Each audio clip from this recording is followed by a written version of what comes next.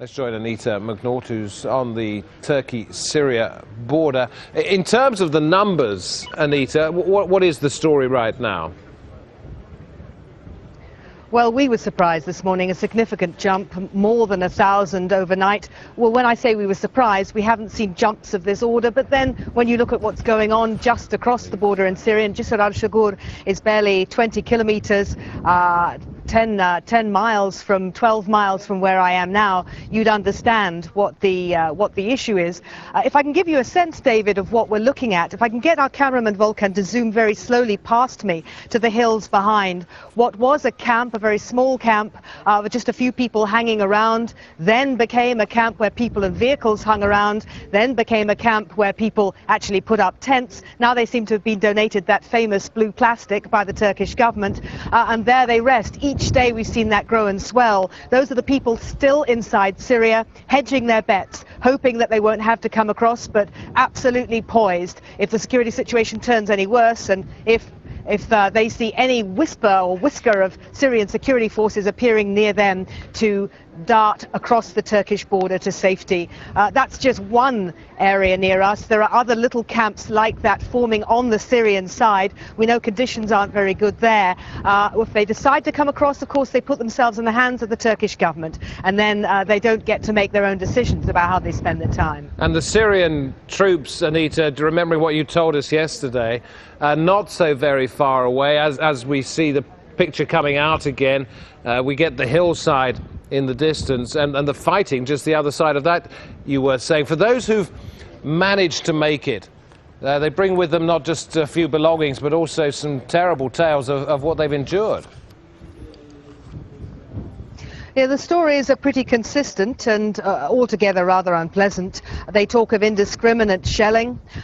We've talked to one man today who saw 2 helicopters, military helicopters, hovering overhead, firing. Again, he said, indiscriminately at people. We're hearing accounts of the destruction of Jisr al-Shughur. One person said to us when we gamely smuggled a camera across into the Syrian side, because we thought that was probably the most discreet way to do this, that half of Jisr al-Shughur was itself in the process of being destroyed. Let's have a listen to one of the people who spoke to our team yesterday. We were besieged at Jisr. We were being hit. We couldn't leave. They shot at everyone. I was shot in the chest. My cousin who was with me died. They cut our electricity, water, phones. We were left with nothing. That's why we came to the Turkish border. Because we haven't seen it with our own eyes, because we're only relying on other people's accounts, we have to qualify with this is what we are being told. And we're being told that a number of soldiers just either couldn't shoot at their own people and paid the ultimate price for that, or have, I think, come your way. Well, indeed, and some of them are showing up here finally, and as you can imagine, we've been very keen to try and track some of these soldiers down to hear their own accounts firsthand. I spent an hour today talking to a young soldier who had defected.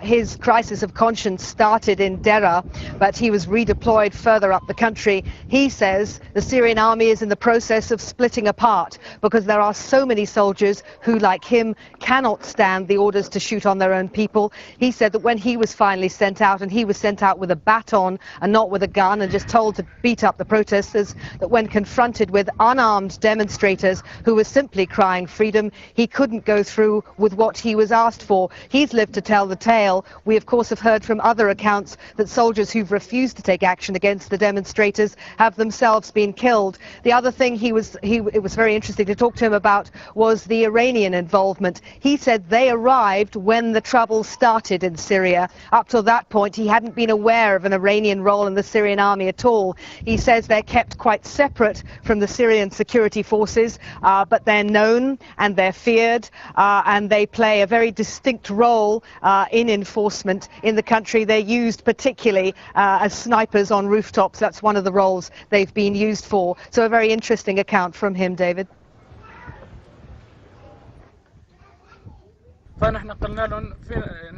We saw the news, but when we went out on the streets and we saw that it was our own people protesting peacefully, there were no such things as armed gangs, but they said you have to go out on the streets and shoot them.